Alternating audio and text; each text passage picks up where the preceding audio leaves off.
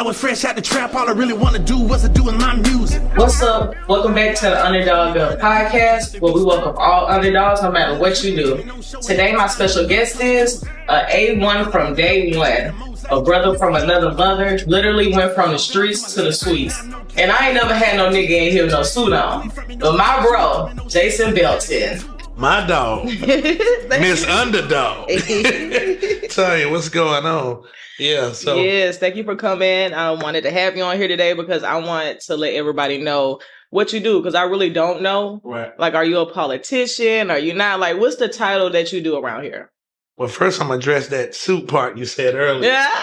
You know what I'm saying? You shocked now, you shocked. You shocked here today. You know, if I was going to WLTX or CNN, I would have strapped up just like this. Exactly, so it's only right when we come to our people, I strap up the same way. Exactly. You know? Okay, pop that shit. When it comes to anything else, I don't consider myself a politician. Yeah. But I do consider myself the streets rep. Okay. You know? I speak for the hoods. I speak for the marginalized communities. Yeah. I speak for the disenfranchised communities. Okay. And I get it in. Okay. You know, so I don't want to be the elected official. I want to be the one that had a voice of elected officials to hold them accountable. Yeah. So we can get some more funding to pay for stuff like you doing. Exactly. Here, I know that's right. I know that's right. Do. Facts. So I know, like, you came to me and you wanted to put me on my first political job. I never worked a political job a day in my life, but you believed in me and you wanted to put me on the Tom Steyer campaign. So I just wanted you to let everybody know, like, where you started from, like, what originally made you want to do this. Well, first let me say shout out to Tom Steyer. Hey, he paid. Listen, paid us great. Paid us very well. He put his money where his mouth at. He did. But what I will say is, you know, as you know, I started off in the streets. I'm not ashamed of that. Yeah. When I moved through the state house and when I moved through some of these political figures, movements, and go to their place, I always let them know where I come from. Exactly. And that being in the streets and being a part of what I consider street level organizations, a lot of folks call gangs. Yes. That was my starting point. That's my story. Yes. But me being around and getting influence in these communities is what got me started here politically. I had somebody come to me and just like, look, what you doing over there promoting the entertainments, promoting the clubs, and having influence in all these different parts of the states. You can monetize this. You can put your people on. Yeah. And that's why I appreciate you trying to put your people on. Yeah. So I love your platform. So I knew that we need to, like you said earlier, we connect in the streets with the suites. Exactly. So now that I'm moving amongst the suites, we're going to bring your podcast that's uplifting a lot of the folks that's still considered in the streets. Yes. And we're going to combine this thing and we're going to make it happen. Listen, I'm about to go church up here. Because I'm still an underdog. You hear me? Hey, I'm telling you now. I'm telling you. Yeah. Speaking of, like, you putting people on and stuff like that, like, I heard of the Vision Walkers, and I really see that you put people in those jobs that would normally, they wouldn't even look at to get jobs. So I see you looking out for people for that. So tell me about that, the Vision Walkers. Well, we already know in the times we're in right now, people are already saying that your vote don't count. Yeah. You know, but I'm a firm believer in your vote counts locally. Yeah. There's people out here that should have been winning in these local races that lost by under 100 votes. Yeah. So how we say your vote don't count? Exactly. You know? Yeah. So once I started realizing how it was affecting our communities, how we wasn't having the proper resources, I had to figure out a way where I can apply pressure. Yeah. You hear that? Pressure. Yeah. One of my old rap songs is called Pressure. Just shot back memories of it just now. But, you know, I believe in always applying pressure. Yeah. And I figured out from talking to a lot of folks that been in this political apparatus, saying that the influence that I had, you know, can really be activated in this political cycle. Yeah. Elected officials who think they sitting on a throne and thinking they're a king or a queen. Yeah. But see, when you say you can control the votes that put their behinds in them seats and say that we'll vote your behind out, that's what makes them terrified. Yeah. So when I knew that I could apply pressure, I started making demands behind this leverage. So when I was bringing y'all on as Vision Walkers into some of these campaigns and different things like that, it was showing that we got the people. Yeah. We got the movement. And we're going to show up. That's right. We're going to show up. And we're going to show up at your election. Yeah. And that's why it goes into my next move. One of Vision Walker's biggest statements is weaponize your vote. Exactly. You know, it was Malcolm X said a while back, you know, the ballot and the bullet. But what we're saying is your vote is the bullet. Is the bullet. And when we combine all together, we're going to weaponize it. And if you ain't doing right by our people, Yeah. we're going to take your behind out. Yeah. If you're going to give funding to people outside of the people that's here doing the work and platforms like you, we going to vote your behind out. Exactly. You know? Yeah. So, you know, Hold let's keep them doing what we're accountable. doing. That's right. Yeah. We're going to hold them accountable. Y'all want to hire fire? That's y'all position. Yeah. So, you know, me and you, we've been cool for a long time. I consider you a brother. We've been friends for years. And, you know, my initial way of meeting you was like in the streets. We used to gang bang back in the day. We was on that shit. Yeah. I'm so like that. we was so wild back in the day. But so I know the type of pressure you had back then as far as stuff like that. So can you tell everybody like the obstacles you had to face doing the things that you're doing right now and giving the people a voice? Right. Well, I'm gonna say this. But number one, these political streets, honey. Okay. Listen, I believe you. I believe you. Because me working in it was too much for me, bro. Right. Look. It ain't for me. I did it. I'm good at it. Right. I'm great at it. Oh, he definitely is. But it's rougher than even the streets when I was out here considering what people quote unquote say gang banging. Yeah. It's a whole different world. What we call it here now is skullduggery. Are you serious? Yeah, we call it skullduggery. You got way more backbiting, way more folks that play to be your friend that's willing to really take you out. That's crazy. You know, in this world, a lot of times when you haven't been through college and other different things like that, and you got a past that come back and hunt you. Exactly. These are things these people utilize as a weapon to weaponize against you. So, you know, I had my times in the streets, and I had situations that caused me to have a federal situation. And they planted it everywhere on Google. I had Washington sites all the way from Washington, D.C., shooting articles down here and about my case that I had. And it was connecting me to a Mexican cartel. And oh my God. They just blew this story up. But what I will say is the same people that you get out here and fight for and put the time in for, when they feel like you're overshadowing what they're doing, or they feel like you starting to monetize a situation way more than them, and they start to become more lesser than you in their mind, and they use all your past as bullets, you know. But when I came into this political world, I knew I wanted to fight for people like me and you. I knew I wanted to create a path for people like me and you that came from where we came from, that I know got the skill set to do more than these people that actually did 4 to 8 years in college. Because God gave us favor and anointing. He gave us something to move way more fruitful than what these people do.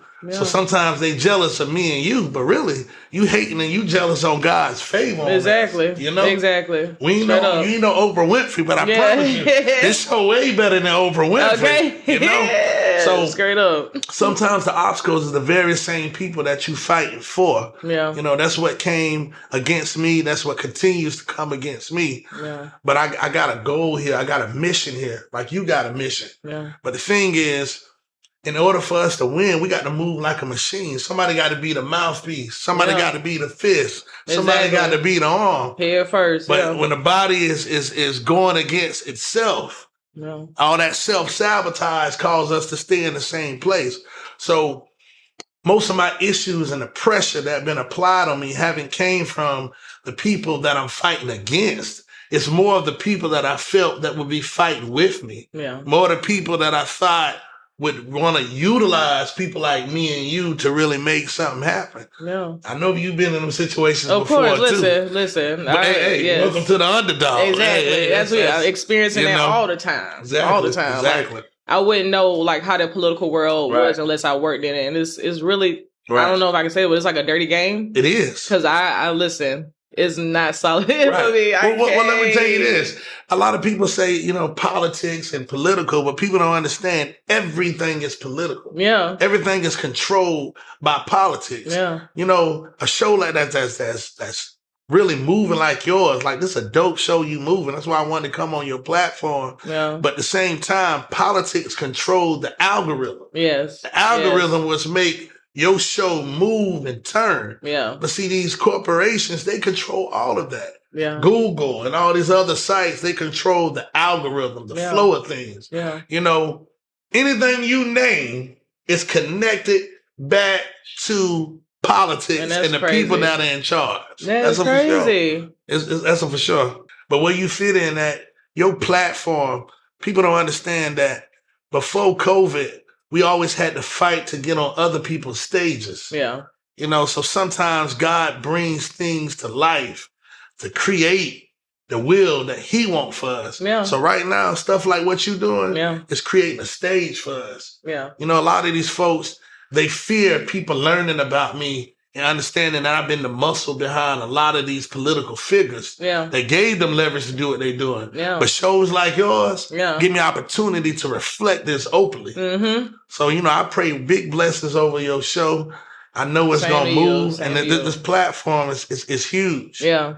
Social media is starting to take over. Yeah. You know, it is. But all our folks have to get together and put all our minds together as a consensus and collaborate together. And together, we got a machine that can knock some walls down. Exactly. See, I ain't here to play nice with these people, Tony. Yeah. I'm not. Yeah, and you the perfect person for the job. You are. You the perfect person for the job. Not at all. Yeah, that's crazy. So, yeah. So what are you doing now? Like, what do you have going on now? Because I know majority of the stuff that goes on as far as politics, they're hollering at you like, come work with us, come get us out there. So what you doing now? So, you know, on the front street, what I'm doing right now, I'm working with most of the national unions across this state and across this nation. So the unions out here protecting, you know, folks that are in labor and that's in the working environment and fighting for their rights. Yeah. You know, how many times have we been on jobs where they pretty much slaving us? Yeah. You know, but because we don't have the proper money to have lawyers to fight for us for all the abuse we take, you know, our women on the job, they got to take so much sexual harassment. Or you feel like you have to halfway flirt just to make sure you keep a job. Yeah. Or keep money flowing. You know. And you know, that happened to me when I was 15. I know it. I know what's up. That happened to me when I was 15. I know what's up. Like, I know what's up. And so unions, they give opportunity to fight for what I love is our marginalized community, our folks that's out here working that don't have money to pay for attorneys. Yeah. So I've been building a coalition with all these unions across this nation. We've been trying to build such a force that it's going to become unstoppable soon. Yeah. You know, and we're going to be fighting for folks like you when, like I said, they playing with your algorithm. Yeah. We call these folks and let them know and then start applying this pressure. Yeah. But other than that, what I've been doing is I've been galvanizing the people outside of galvanizing the folks in these marginalized, these disenfranchised community where a lot of people call the hood, the projects, those who've been forgotten. Right. I love the trenches. You know, stuff and ground. But I've been going in these communities and letting them know how they can be effective and how they can apply pressure to make sure that we become empowered, to make sure that we start getting the funding, to make sure we start making changes and forcing these elected officials to give us opportunities that they give to these other neighborhoods. Yeah. So that movement has caused me to become marketable in this political apparatus. Yeah. Because when they know that you can replace them, Tanya, when you can replace these people in these chairs with the votes that we got, they're going to pay the money. Yeah. So we're going to keep applying this pressure, not so they put money in my pockets, before they stop ignoring these communities that got the skill sets like you do and a lot of your peers do and make them put money behind that. Okay, so speaking of the political race right now, what is your advice to the people as far as that? Well, like I said earlier, we need to weaponize our votes, but also we need to make sure that our vote counts. Yeah. Usually I don't steer people which way to vote, but right now we in some real crazy times. And I believe in meeting people where they at. Yeah. So I'm not going to try to push my political views on folks, but what I will say this. Although Trump have did things that some of our black people have benefited from and like, specifically a lot of our young folks is talking about money, I want people to view the amount of hate that has increased in some of the Caucasian folks that not only are in this nation, but in this state. Yeah. And how bold they have gotten over Yeah. the past just 2 to 3 years. Yeah. There's a lot of folks that I knew, me and you went to school together. We went to school with a lot of white folks that I even to this day love. Yeah. But I also see a lot of folks that I've known boldly come out and express now. For real? Of course, express their hate for our color and for different races. And I seen that at one of the schools I went to too, and which was crazy to me. Right. That hurt me too, because like you was fully with the black folks back then. Now all of a sudden you did like nah. But and that's the point that I'm making.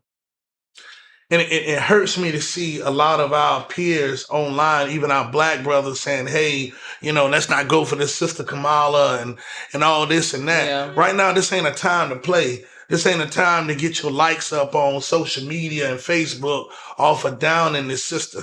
Yeah. Because at this point, I believe everybody has their flaws. But my thing is, she's not promoting hate. She don't have folks coming out here saying what they're going to do and how they want to change the system and make it not beneficial for black folks. Yeah. And I'm not saying that Trump personally is just telling people to do that, but the atmosphere that he creates encourages and make these folks bold enough to feel that they can express themselves in hate. Of course they are. Bold too. And I'm scared if he win, what they going to do? Well, I'm not scared because I'm fully prepared. I know you're ready. Yeah. I know you're ready. We just came over but it's like, bro, we going to have to get right if this man wins. Exactly. And then Project 2025 too. Oh, But go ahead. So, no. You're hitting on the head. And it is typical that, partisanship and different parties, they bring up different things and package it under names like Project 25. Exactly. But what I will say about Project 25, I'm not a specialist on it, but what I do know is a lot of the things that you see in Project 25 has already been the agenda of people that push things like MAGA and people that's on the Republican side. But right now, we're in a time where now if Trump get in this seat, this will be his last 4. He can't come back. Ooh. He's old enough not to care what happens after he be there. Ooh, y'all know this, please. Know this. Ooh. Please know that. So just know, if we get Trump in this chair, we're going to see people that shook hands with us, smiled in our face. They're going to really show you who they are. They're going to show you who they are. So this is my first time in a presidential race to tell people, your best bet is to vote for Vice President Harris. I'm not the biggest fan for her, but what I do know is who she always stood up to be. She never been wavering in who she said she is. Yeah. She never took away from who she said she is. I believe people who they show me who they are. Yeah. Trump showed you who he is. Exactly. But he also showed you he's okay with the way these people treat us as well. Exactly, yeah. That's a fact. And everybody has a past, so y'all need to stop judging her off her past. What's going on? So, but I do encourage everybody just to go out and vote. But we are in a time now, if you're a part of the marginalized communities, if you're an African American, you need to be focused right now to understand if Trump gets in this chair, it's not so much that I fear him, but I fear the atmosphere that's around him. Yeah.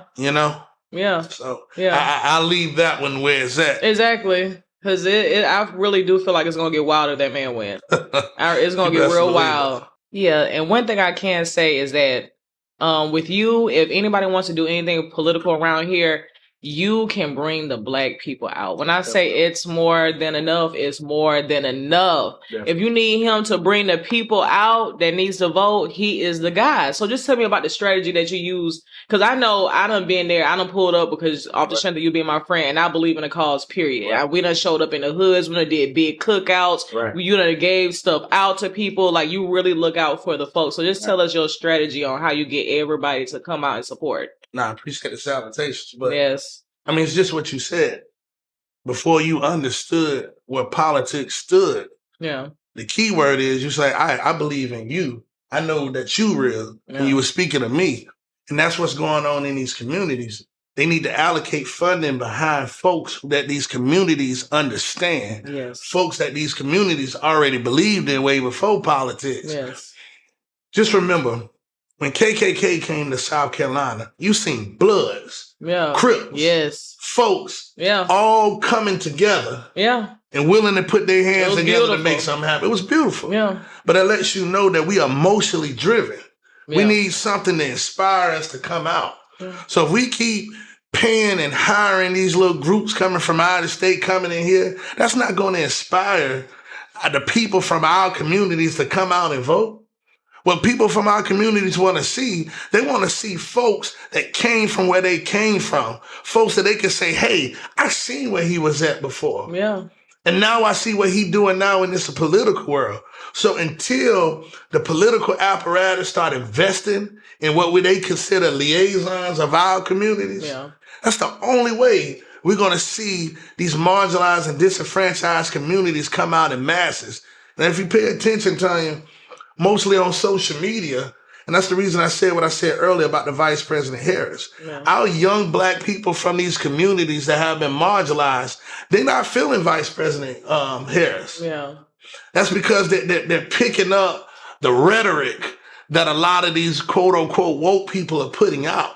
So if the Democratic Party want to get these communities out, they got to get people like me and you out here speaking for Vice President Harris, saying, hey, cut the foolishness. This ain't time to play. We're not chasing policy right now. We're chasing to stay alive out here in the United States. Because these people out here trying to kill us mentally, physically. They starving us out. Yes, Lord. You know what I mean? Right now, this show Underground should be on the same reflection as Oprah Winfrey. You hear me? But we got to fight to get everything we need because we don't have access to the same resources. Exactly. But they want to come out here and tell people like you, hey, you need to vote here. But you seeing where they spend money. You see where they give their attention to. So until folks like us start seeing our people that have become and transition out of the streets start to do things and you see that they're starting to get benefits, it encourages you to come out and vote for these people that's making it happen. Exactly. You know? Exactly. So that's where it's at. And you will be on like the Oprah Winfrey show. You heard it here first. You hear me? Exactly. You heard it here first. Yeah, but yeah, anything you do, I'm definitely fully going to support. I appreciate it. I'm going to pull up. You got my vote, whichever way you're trying to go. Period. Just let me know. But I ain't running for no elections. Okay. I like to have the ear of the king to be the king. And we be pulling up Marcha. It be so hard, bro. I love it. It's so much love in everybody's heart. It's beautiful. Like y'all need to be a part of it. I swear. And that should ask yourself why people not investing in the things you see. How many times we got over 200 people putting on our shirts, going out here marching for this party and for people that have been trying to get elected. You know, common sense would tell people that's out here allocating funding, we need to invest in that. Common sense would tell people, hey, this show that she's moving, we should invest in that. So we need more voices like us that's out here advocating for our people. Exactly. You know what I'm saying? So that's what I'm here for. That's why I apply pressure the way I do. That's why I go out and build a relationship where I do. And that's why I go out here even though they attack me, even though they come out to my family, even though they try to suppress the funding that comes to our organization, Vision Walkers, that protects so many young Black folks across this nation. And we did this off our backs. Work like you did is what put funding into Vision Walkers. We didn't get grants. We didn't get donations. We went out here and knocked doors. Boots on the ground. And when you're doing your show now, that's why I had to come here and push behind you, because I know you and your husband, you funded this off of y'all back. You feel me? Yes. Well, it's so much resources out here. Why is these resources not being available to you? Exactly. Why is it not being in a place where you can easily find it? Exactly. So that's what I'm here for, is to knock down these doors and these boundaries that they have in the way of y'all really coming up.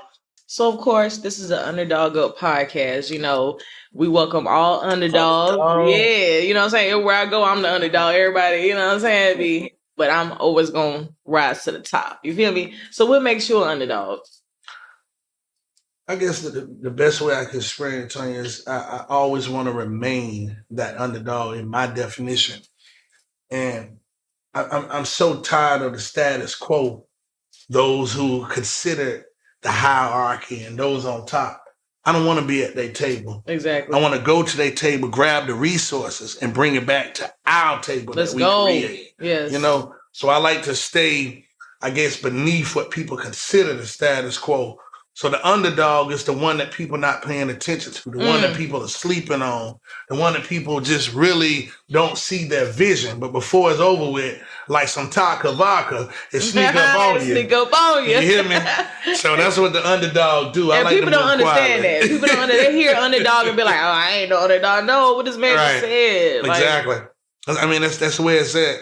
And underdog is the one that busts the doors open. yes. We're not already in the rooms, but we willing to get in the rooms by any means. nigga. But we must stay righteous, though. Yeah. But I'm all about applying the pressure, but we got to move strategically. We got to put our money together. We got to stop fighting each other. We got to pay attention, do our research, because an underdog always have to fight, always got to strategize, and always got to understand that all odds is against them. Yeah. But the underdog always win. Yeah. You hear me? But what we messed up at, I ended on my on my end on this. The reason I say I want to remain an underdog, because a lot of folks who start off as an underdog, once they get to a certain table and people can give them what they feel they always wanted, then they stop their drive. Yeah. They stop, they fight, and then they get bought out. Yeah. See, I can never be bought out. Yeah. Because I always want to remain the underdog. Tell 'em. I'm always going to fight for our people. Yes. I'm always going to swing every door that get in our way. Yes. So keep me the underdog. I endorse this right here. You feel me? I endorse the underdog. That's why I fuck with you. That's why I fuck with you. Just because that. Just because that. And I appreciate you coming on the Underdog Podcast. Yeah. And it's love. It's love. We here to support, period. Lost for real. I talk it cause I live it and it's all for real.